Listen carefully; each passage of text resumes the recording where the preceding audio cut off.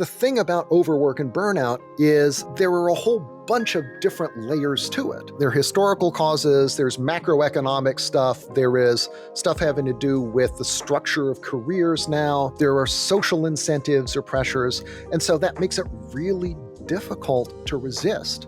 But I think that the important thing is to understand that it is actually possible to construct other ways of thinking about the relationship between your time and your professional commitment and your passion on one hand, the way that you design your working life on the other, that does not inevitably lead you to overwork and burnout. There is a better way, and I think we know what it looks like.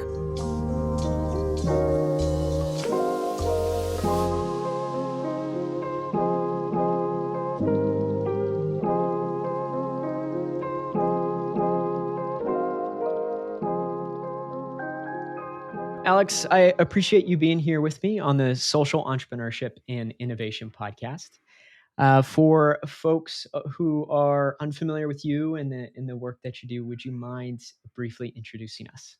Sure. Thanks for having me on. And I am Alex Pong, and I work as the sort of global programs manager for a nonprofit called 4-Day Week Global, which, not surprisingly, evangelizes for the 4-day work week in companies, nonprofits, schools, governments.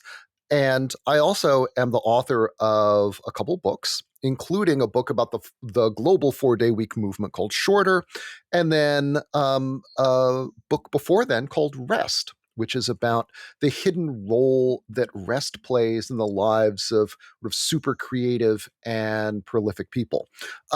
Before that, before sort of writing these books, I worked as a technology forecaster and futurist here in Silicon Valley, where I've been for about 20 years or so.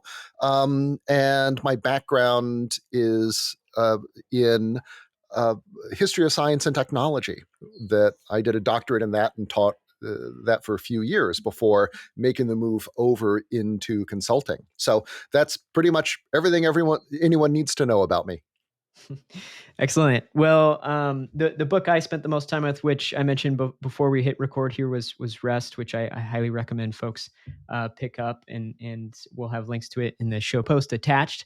And looking forward to diving deeper into Shorter myself. But Alex, the thing that stands out to me right from the get-go about you, your work, and your story is the hyper contrast between being based in Silicon Valley and what sounds like your track record before, and that kind of builds some images of maybe the top echelon of fast-paced work culture and environment, maybe next to Wall Street in New York to some degree. And what you're advocating for, what you've really dove deep into, is slowing down to some degree in the way in which we approach our work. So I'm wondering, how did that come about, especially in the environment in which it seems you've worked historically, which has that reputation for being so fast-paced? Yeah.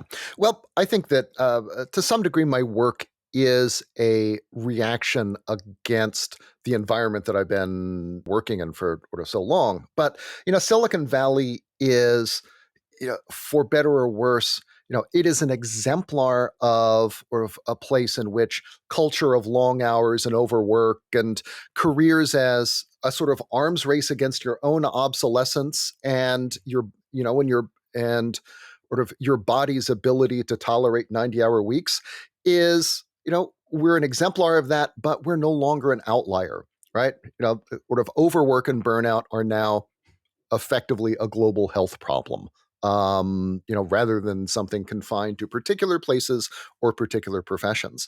And, it is very much the case that for most of my career, I actually really bought into all of that, or if I was working as a consultant here. Part of the appeal of it is the sense of being part of an industry that's making history, that's changing the world, that's operating at a very fast pace. As a futurist, you have a sense that Silicon Valley is where the future is being made, and you want to be able to keep up with that. But, the downside is that, especially as a consultant, there's always more stuff to be done for clients. You have high but vague expectations, which means that it's really difficult to kind of figure out when to stop working, when to kind of turn off. It's also a cyclical profession, right? So there are periods where there's a lot of work, and then in a downturn, all of a sudden there's nothing, and so you feel like you really gotta, get everything while you can, and all of that contribute, makes it really easy for someone who is ambitious or someone who really is, engaged by this work to or of to whether they to really overdo it, whether they intend to or not. Now, what I'm describing is what you see in, lots of fields now. Plenty of professions operate this way. I think, what I just described is what, most entrepreneurs, whether they are, Series A funded tech startups, or whether you are, you have or of a chain of, restaurants in the Midwest, are going to listen to that and say, yeah, that's my life. Or, if you're running a nonprofit. And the change for me came when I had a chance to sort of back away from this and go to England for a little while. And I was a fellow at Microsoft Research at their laboratory in Cambridge. And about halfway through my sabbatical there, I had this epiphany that I was, I was reading lots of cool stuff. I was writing really well. I was having some of the best ideas and, or, best kind of intellectual engagements I'd had in my entire life. But I didn't feel the kind of time pressure and sort of sense of constantly being sort of half a step behind where I ought to be. And that made me think, maybe in order, maybe our ideas about the relationship between overwork and achievement, or our faith in the necessity of going right up to the edge of our capabilities in order to do good work. Maybe that's actually completely backwards. Maybe, in order to do the work that we really love, we need we need to slow it down and to sort of develop other ways of working that better incorporate work and rest. And this started me on sort of an intellectual journey that eventually took me back into history of science, looking at the lives of, lots of Nobel laureates and other famous scientists, looking at their daily routines, when they worked, looking at their hobbies, which is something that most historians don't really pay attention to, and then doing the same thing for politicians and business people in the past, some generals, musicians, etc.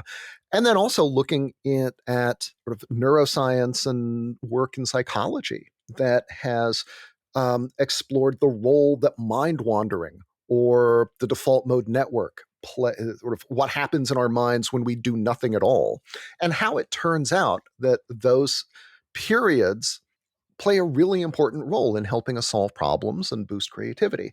And so putting all that together in the book was an effort to kind of bring together work from history, bring together work from science to help show how it is that rest, when properly understood and properly exercised, can actually help us do better work, do sort of work that's more profound, and allow us to have sort of longer professional lives, but also sort of more balanced, happier lives.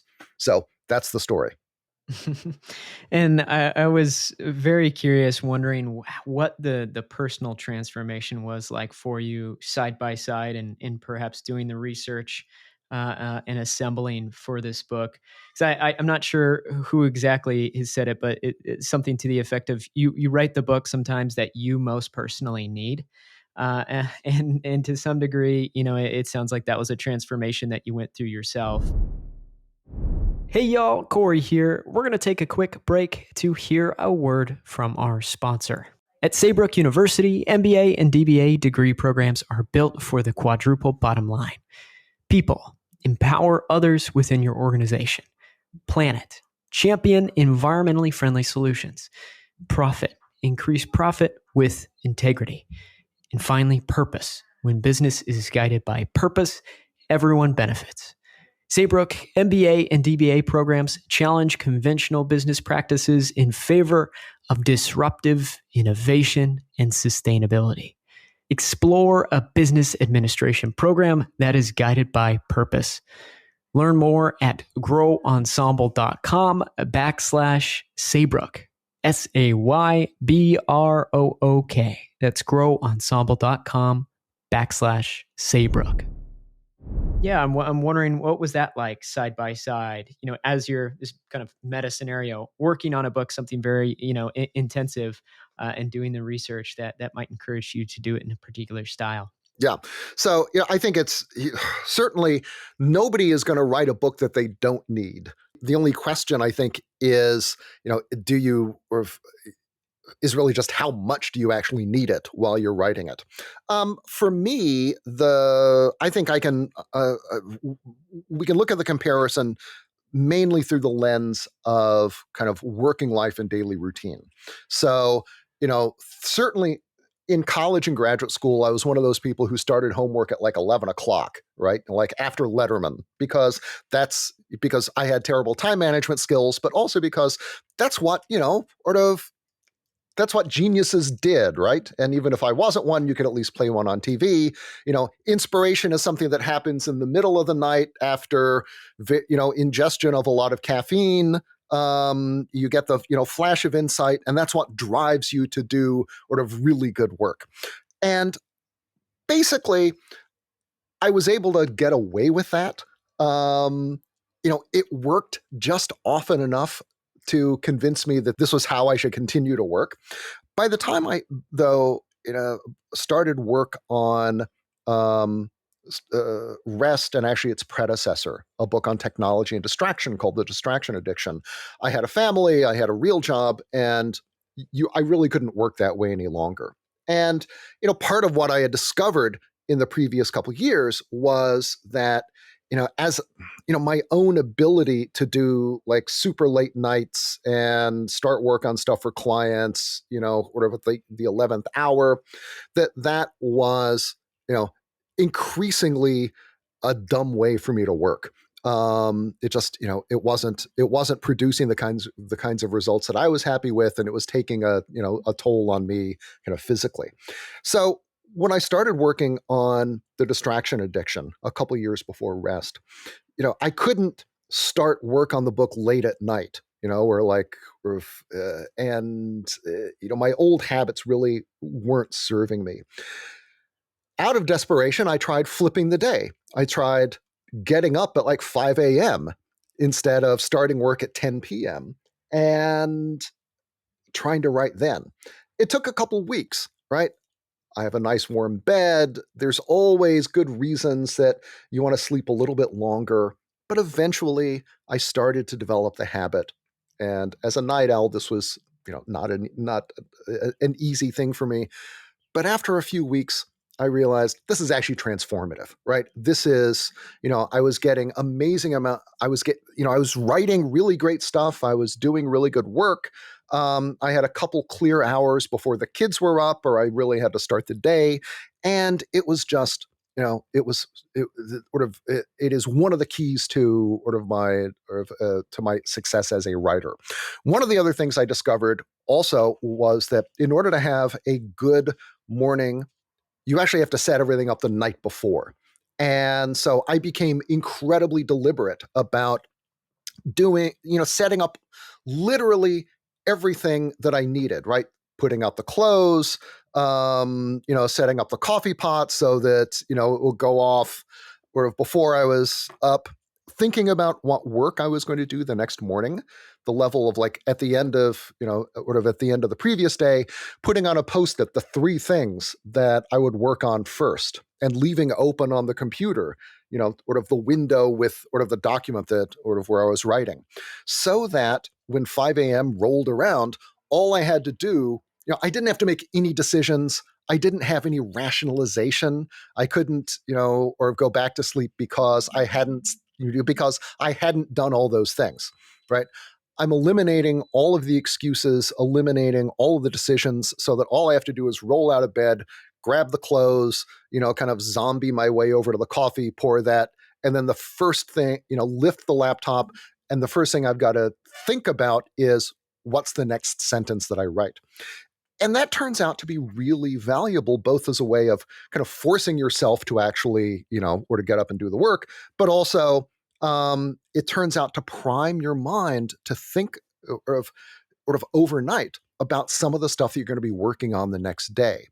And that in turn sort of, sort of that for me was an important lesson in the value of our kind of creative subconscious, of sort of what neuroscientists call the default mode network, as sort of a really important contributor to our creative lives.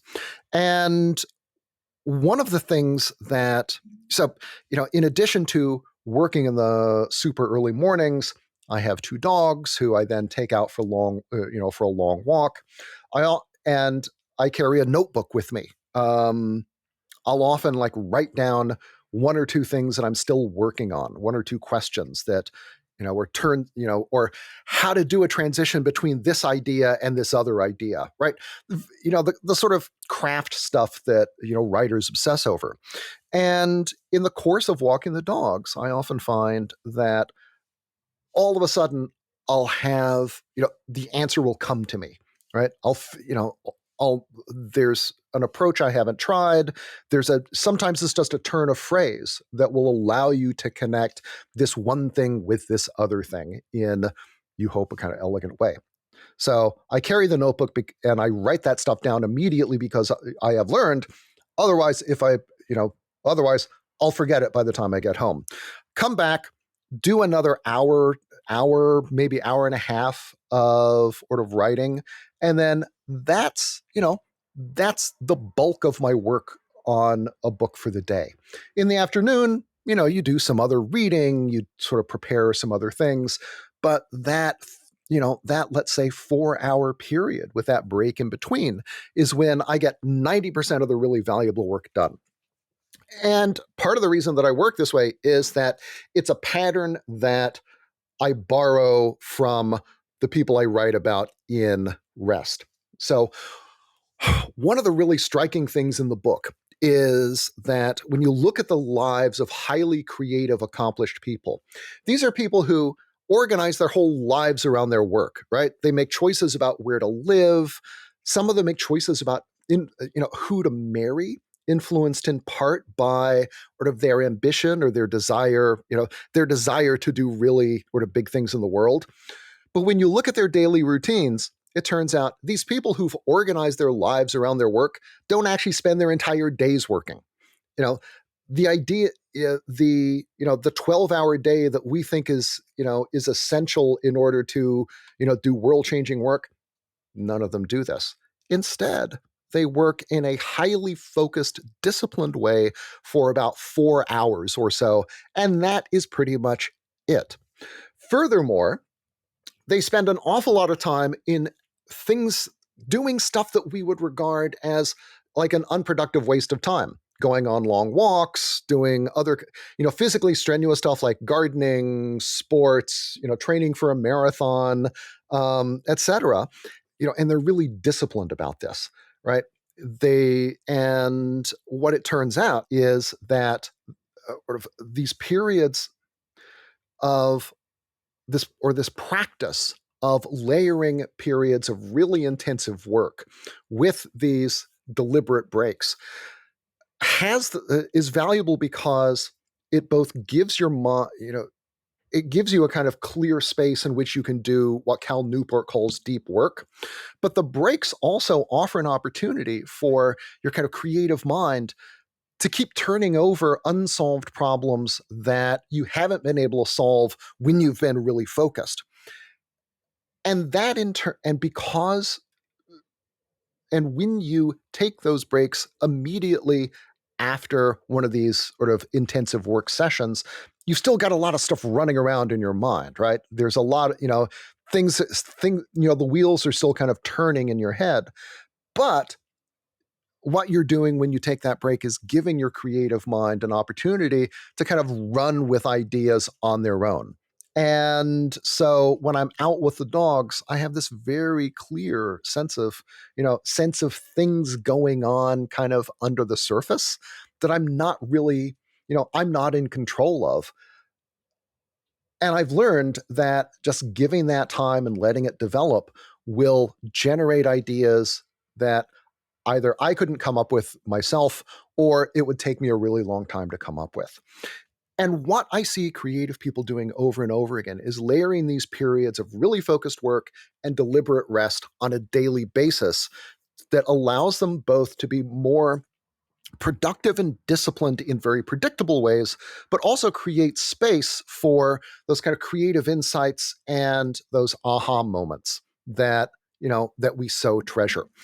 Another thing that I do that is different from my sort of previous working life is I'm a big fan of naps, right? I am sort of, they are, and there's a whole literature about why naps are good for us, why both physically, but also how they're good for us psychologically or cognitively. I also exercise more.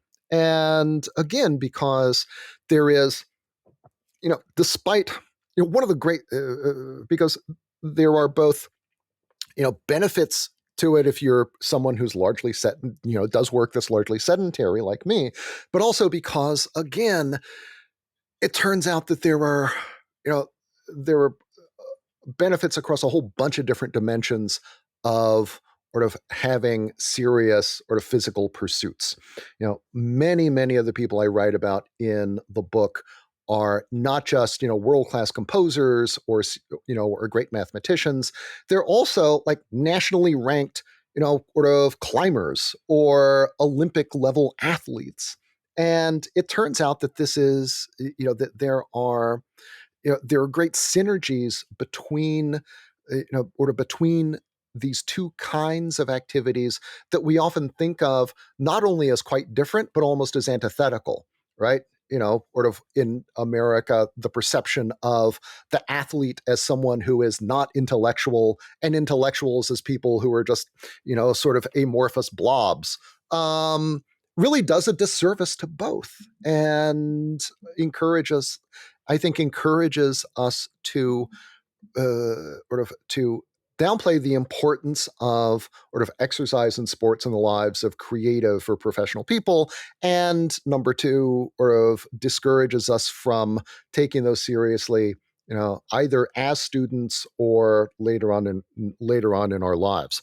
And then I think that between the morning routine, naps, sort of taking exercise more seriously, thinking about my workday in terms of periods of highly focused work and having the aim of trying to make those peaks higher, make those periods of deep work more intensive, rather than stretching out my work time across more and more of my work day.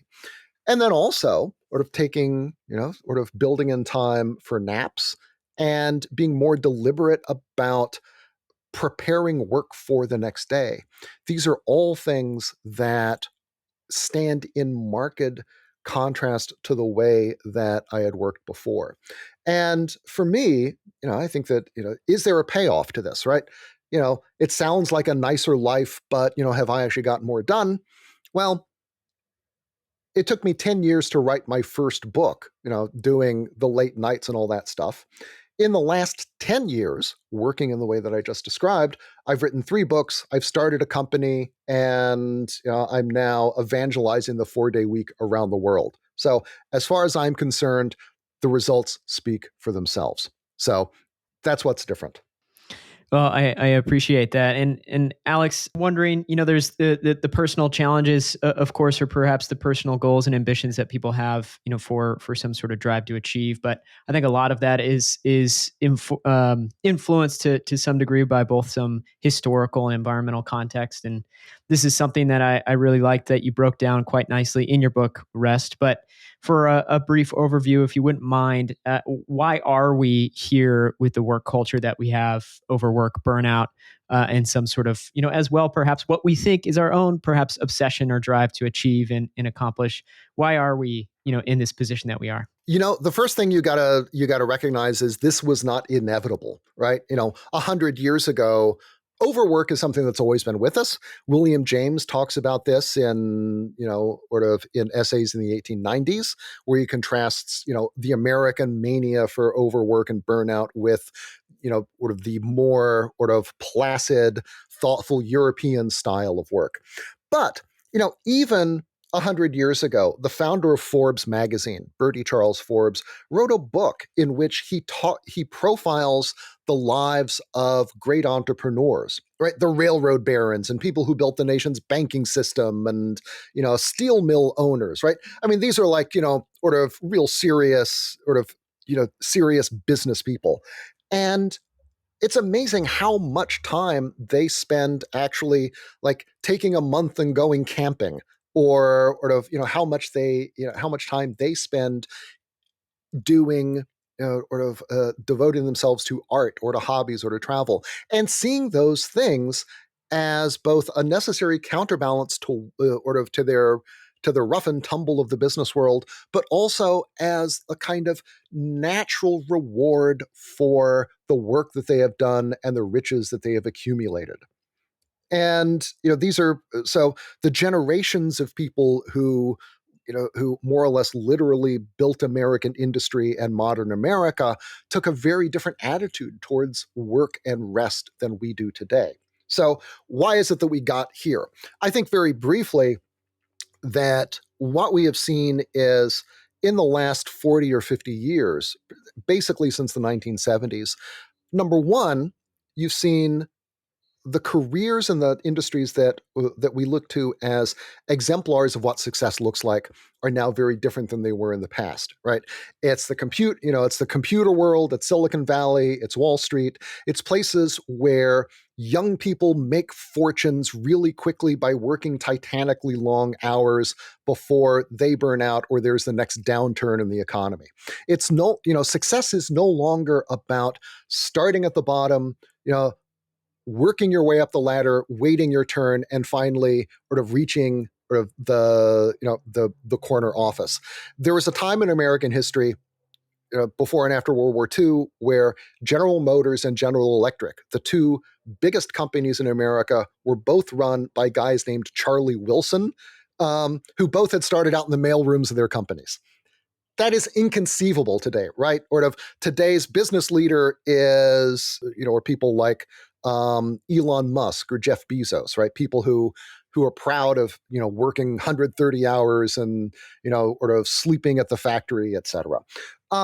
So our idea of what success can look like and what you need to do in order to be successful have changed radically because of sort of our exemplar industries. Another thing is that with globalization, with the increasing precariousness of careers, it simply is harder to construct a career in which you work less as you become more successful, right? There no longer feels like there's a point where you can sort of where you can begin sort of to take sort of to relax or sort of to taper things off.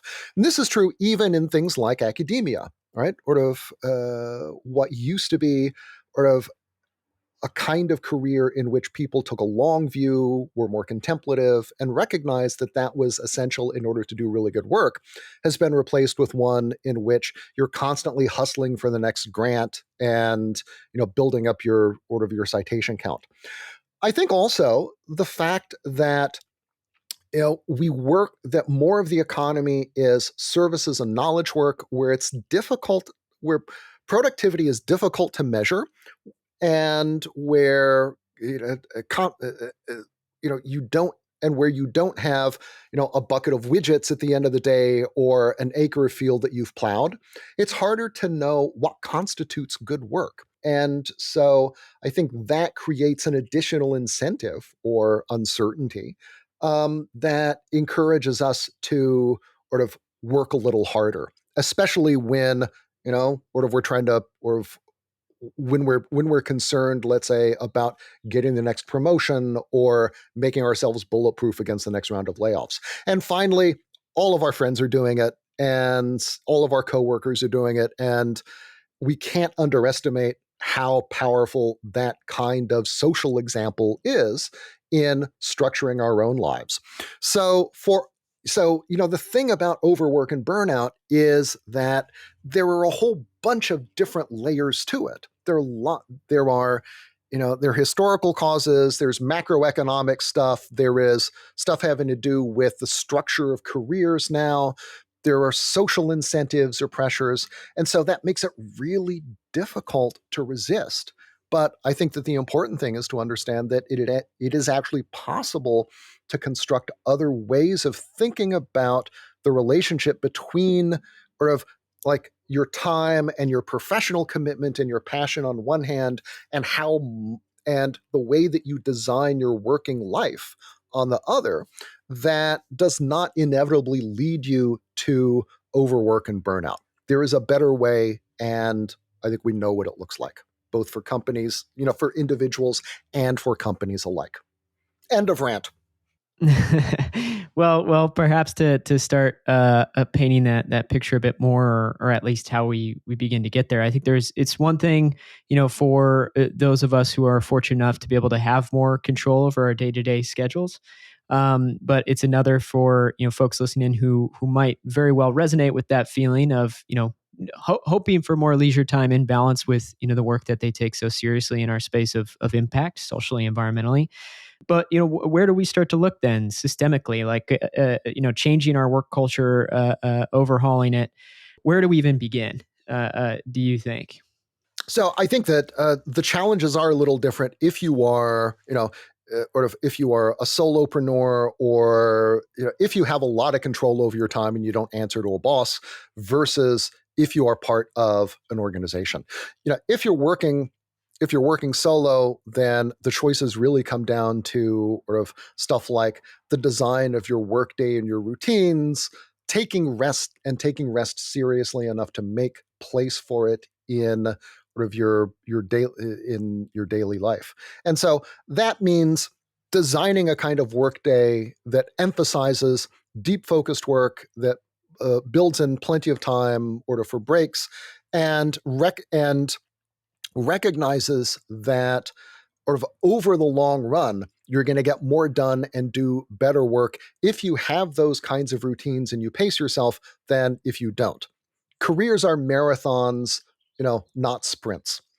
Another thing is sort of, kind of moving up to the level of like the season, the month, or the season. That there is a big return in having serious hobbies that offer, that give you more of a kind of mental break from work, even if you love that work, or actually, especially if you do. People who really love what they do and are really passionate about it are the ones who have the hardest time sort of detaching from work. And for them, having serious hobbies is an even greater necessity than for people who are just, sort of like what they do, but they don't feel like it's a big part of their identity. But people who do this are these, perform we know that they perform better on the job when they have a greater opportunity to detach from work.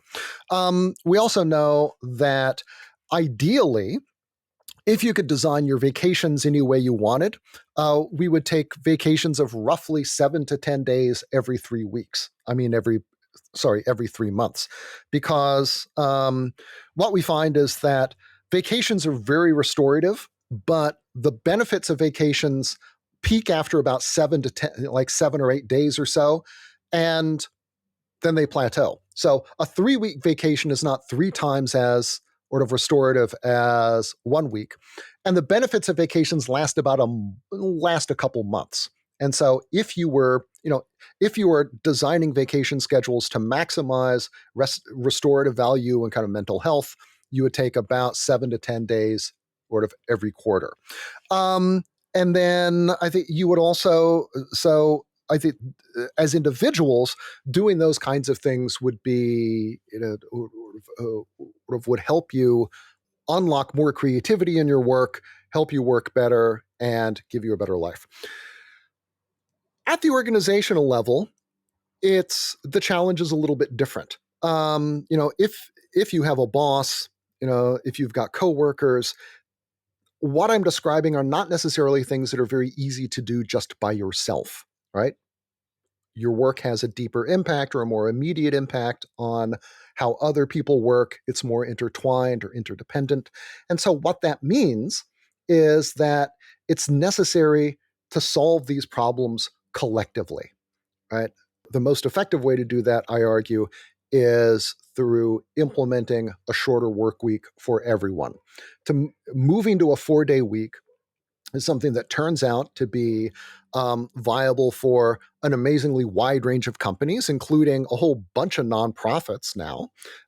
And it's also, it solves all the problems that trying to do this individually creates. Right, that sense that it moves it moves the pursuit of a more balanced life or better work life balance from something that you do kind of in competition with others to something that all of you work together to achieve collectively. It also turns what can be a bunch of individual solutions for which you are personally responsible and which you have to manage in all of their complexity and ambiguity into a set of structural and collective changes that that people do as a group, which makes them far more powerful and makes the solutions far more sort of sustainable and enduring. And I think that for social enterprises, for nonprofits, places where often you're competing for talent against often deeper pocketed companies. You're attracting people who maybe are sort of pretty idealistic, who want to have a positive impact on the world, who want their work to have meaning. But you also have this sense that there is always more work to be done, more money to be raised, more funders to be sort of appealed to or sort of satisfied.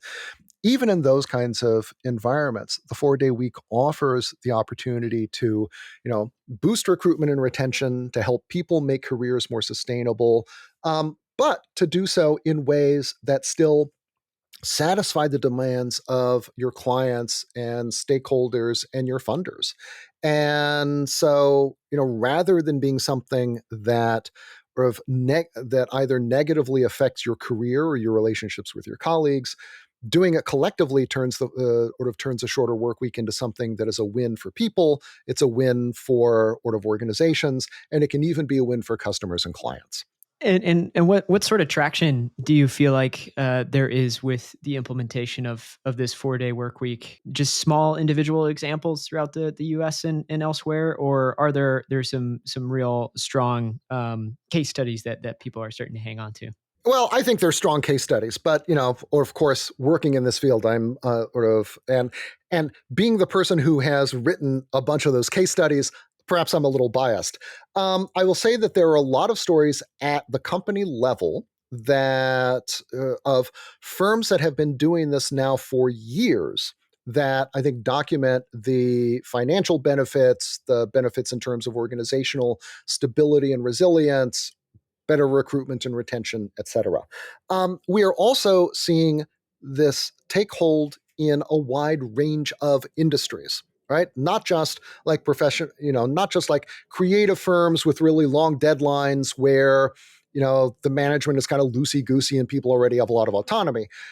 You also see it in restaurants where like Michelin starred restaurants where everybody has to be absolutely on and absolutely perfect every single night. You see it in nursing homes, in manufacturing. Um, there are a couple breweries that are now doing this, and so it cuts across a wide range of industries and also governments now. Two states that have done this that have implemented shorter hours are Iceland, which implemented it for their public sectors in 2021, and the United Arab Emirates, which implemented a shorter work week in just in January 2022. And these are quite quite different kinds of places, right? Iceland, your typical Nordic, highly consultative kind of culture. It's the implementation of the shorter work week there was driven by a group of exclusively a group of women who were leaders in trade unions and politics, who all came out of like the same feminist reading collective in the 1990s. Whereas the United Arab Emirates, it was a very top-down thing. The government decided we're going to do this, and they told the public sector and schools, and they gave them like 2 months notice, and then January 3rd, bam, it happened. So I think that you know, and we're also seeing some large companies sort of experimenting with it as well. So I think everybody has heard of Microsoft's trial in Japan in 2019, which was only a month long. But Unilever has been doing it in New Zealand for 2 years now. Medtronic, which makes pacemakers and other medical instrumentation, has several experiments going across Asia. And then there were, Ernst and Young and a couple of other sort of large companies are also running local trials. So I think that the body of evidence that this can succeed across a variety of industries all over the world is definitely growing, and I think is robust enough now to answer you know answer the objections or skepticism of sort of even the most critical CEO or board. Mm. Are there difficulties that you've noticed in its adoption, like besides perhaps what are unfounded skepticisms? Um, but are there challenges for companies, governments, that have been encountered when they've attempted to cut the week short? Absolutely. I mean, in the way that any big initiative presents challenges. So there's a lot of planning that you've got to do beforehand if you're going to make it work. You need to think through worst case scenarios, what can go wrong, kind of anticipate that stuff as much as you possibly can, but also do that work so that you are sort of more mentally prepared to deal with the unexpected things that inevitably are going to come up. There's a lot of logistical stuff you got to think through around scheduling, sort of supplies. You've got to think about how, what parts of your work you can maybe make more effective or more productive, what stuff you can stop doing, what things you can outsource, how to redesign meetings to make them shorter, more pointed, to save time for everybody. All of that kind of stuff requires a level of sort of reflection about how you work and a level of discipline that is often novel to or for people. But once they get into it, can be, I think, really, really rewarding.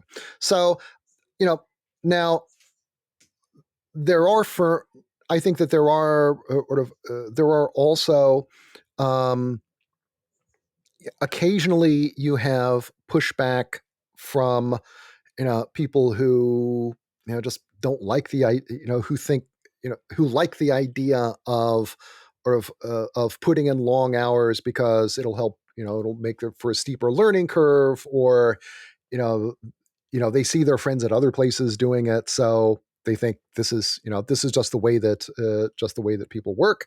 um, so I think that there is some stuff that you've got to do internally in order to help people see the long-term value of working in this way.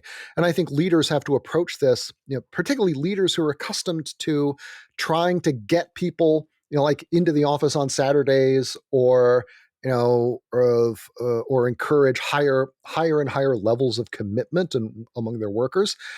A 4-day week forces them to think a little differently, to think a little more like a coach, right? Steve Kerr is not a bad coach because he doesn't put Steph Curry in every quarter of every game and tries to run him at 110%, right? Kerr has to be, and every good coach has to be thoughtful and strategic about when, how about when they put people out on the sort of out on the court, how they have to pay attention to how long they're playing. You want to make sure that, or you want to minimize the risk of injury so that once you get to the playoffs, you can really, turn it on. And I think that lots, and so thinking in terms of sort of being more thoughtful about how you kind of deploy your resources, and encouraging people to think about their careers not just in terms of what they're doing this week, but how they can work in ways to make their careers more sustainable for decades. This is all stuff that you got to kind of figure out. Having said that, it's all stuff that people are perfectly capable of figuring out. And I think that the results can be really rewarding. And so, yes, there are challenges, but they're doable challenges as opposed to completely impossible or intractable ones. Mm. I think it's important, when you just accept a different set of constraints. It's exactly what you're saying there. There's a lot of creative problem solving that can be done, and if you just accept that it is, your newest constraint, that you only have 4 days in the work week to be able to achieve what it is that you hope to achieve, then we've been creative before. Hopefully, we can be creative again. And it really seems that the rewards for that are so high. Um, and now, as you mentioned too, there's becoming a laundry list of cases in which this is being done on varying scales and varying sectors, and so seems really promising. And so, is this the schedule that you operate on yourself, Alex? I know we talked about a lot of the day-to-day routines you have, but are you keeping yourself to a 4-day work week? Right now, I work a shorter day, but not a 4-day week. And part of the reason is that we do a lot of work in Australia, New Zealand on one hand, and sort of Europe in the other. And so, being in California, it's kind of like I'm 8 hours ahead of, actually, I'm 8 hours behind one and 16 hours behind sort of another. And so I am doing a lot of stuff at like 6 in the morning and then 9 at night. But there are big stretches in between that where I'm out with the dogs, I'm back with the TRX, I'm cycling, I'm doing other stuff. So I'm very conscious of sort of trying to maintain that pattern of sort of doing the deep focused work, making sure I have time for that, and lots of time for other stuff. But given the global nature of our work and that we're a small team, my reality is that my schedules. I work a shorter week, but not a 4-day week. Gotcha. Okay. And then maybe kind of off track, but a nitty gritty writing question. I'm curious, always been curious about the thing of, waking up in the early hours to show right up to writing that next sentence. How do you make yourself prepared for that point with all the kind of other ancillary work that being a writer requires of research and, the thinking and marinating on that kind of stuff? How are you prepared, right from the get go when you show up 5 o'clock in the morning with a cup of coffee or what have you, to start writing that next sentence? The essential thing is to stop in mid sentence and mid thought the previous day. And the thing there is that what you want to avoid at 5 a.m. is the existential terror of the blank page and having to start a new idea, right? That's a big lift. Start, on the other hand, starting with the second half of a sentence or completing a thought has two virtues. Number one, it's just easier, right? And indeed, in all the years I've done this, when I first started doing it, I thought, I'm going to forget stuff, right? In fact, I never have. I've always been able to come up with the second half of the sentence. So it eases you into writing, which I think is a pretty valuable thing. So it serves a little bit like a writing exercise, except it actually contributes to your word count.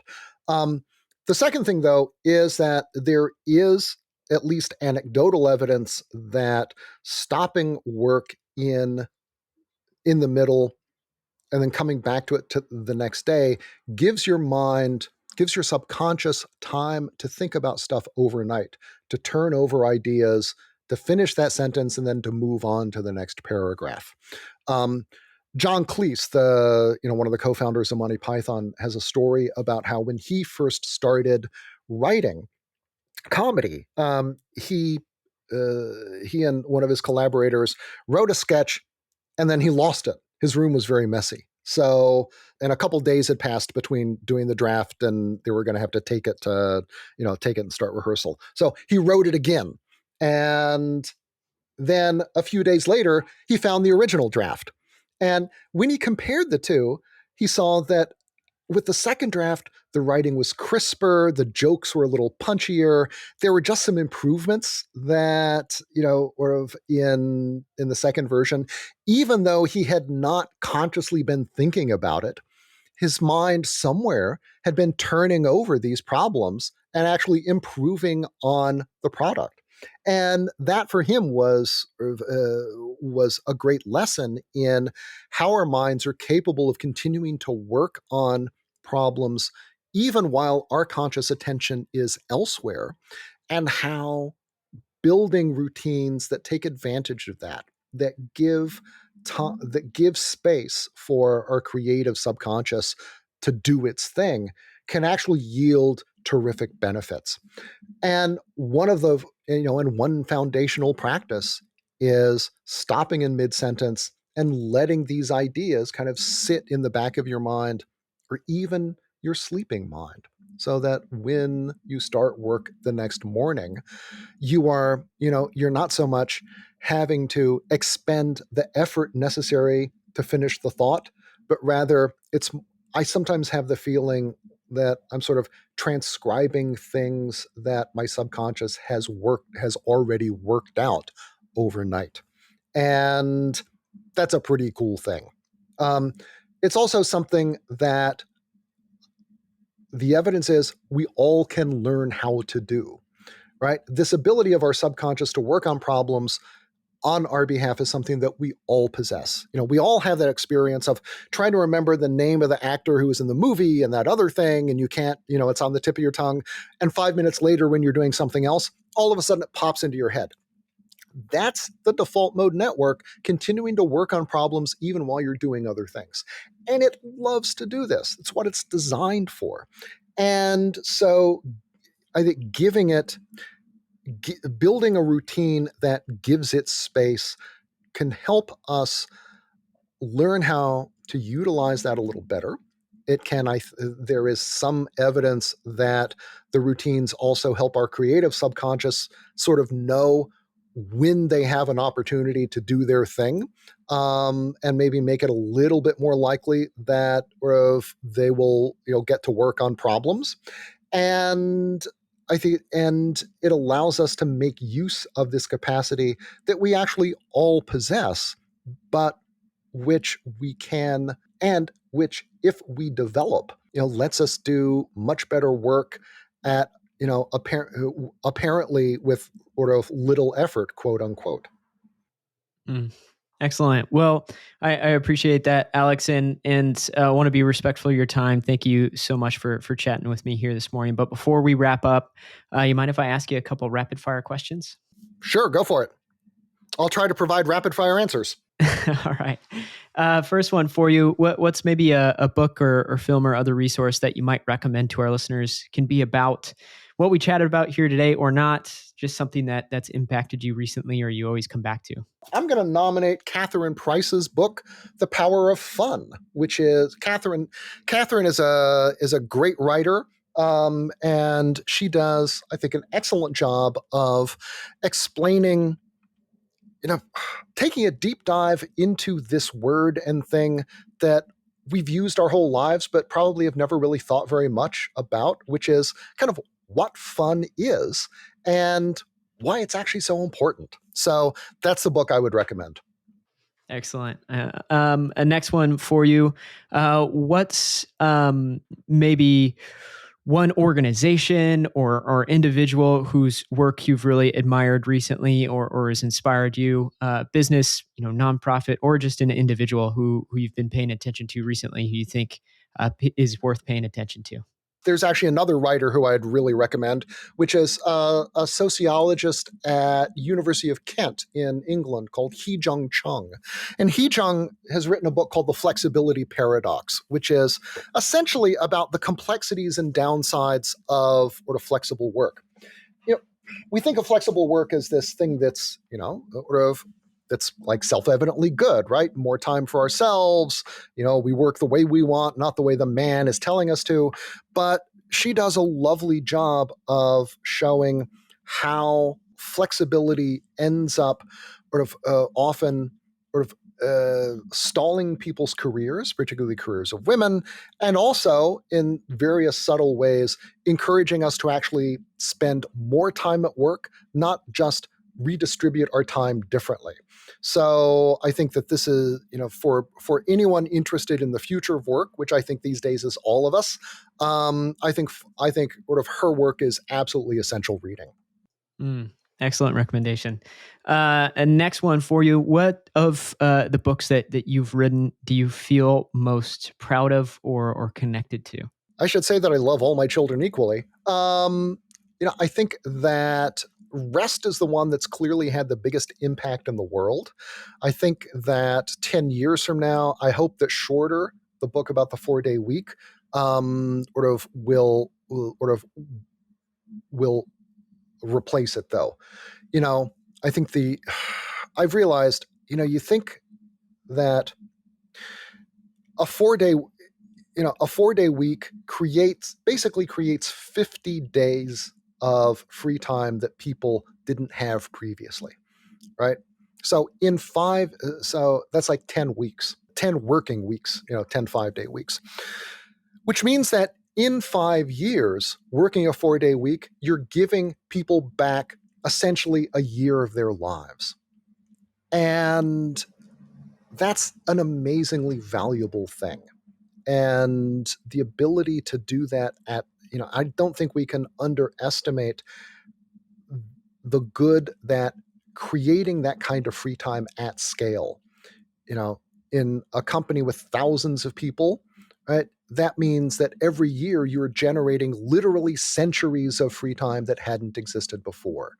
And you're giving people opportunities to spend time with family, with loved ones, doing stuff in the community that that will make a meaningful difference in their lives and probably a meaningful difference in the world. And that is, that's a really, really, really great thing in a world that seems both short on time and long on sort of giant challenges. So, you know, so I hope 10 years from now I can say it's definitely been Shorter that's had the bigger impact. We'll look forward to seeing. Tactically, do you think that it's a 4-day work week that fits in with likewise a 7 to 10 day vacation every 3 months? Yeah, I think so. No, I think there's no reason both of them can't work. It would be interesting in the future to go back and see in an economy that works a 4-day week, you know, does this, does that does the recovery principle still hold, or is there another pattern? But sort of one of the great one of the great things about sort of this kind of work is there always are new questions to be asked and sort of new challenges to be solved. Mm. And a final question for you, Alex. What's one piece of advice that you might leave our listeners with? These are folks who are change makers and innovators from all sectors, all over the globe, looking to leave the world a better place than they found it. You know, I suppose the one thing I would say is that we need to think about the work that we do and the careers we build as sort of long-term things, not short-term. That we all, you know, we all want to have an impact immediately. We have 30, sort of 30 under 30 lists that sort of, that celebrate young entrepreneurs or young change makers. But the reality is that if you love what you do, and particularly if you are doing a kind of work where the payout and the benefit is not instantaneous, then it is absolutely essential to take a long view both of the work that you do and of your own investment in it. And what that means is that creates space for taking, for sort of taking rest more seriously for yourself.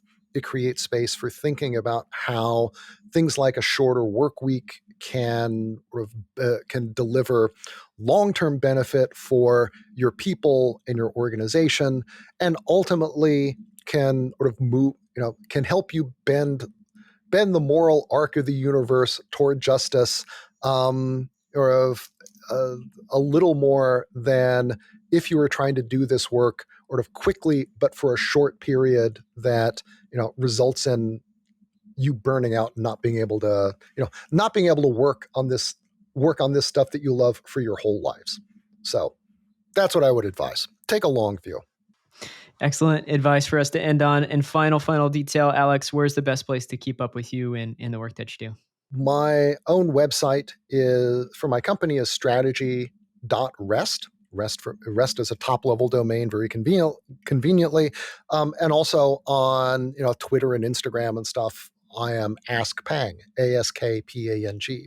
And then finally, 4-Day Week Global is 4dayweek.com. And so if people want to learn more about how the 4-Day Week works, then and how they can become part of it, that's the place to go. Perfect. All right. We'll have all things linked up in our show post at growensemble.com and socialentrpreneurship.fm. Thanks so much, Alex. All right. Thank you, Cory. It's been a pleasure.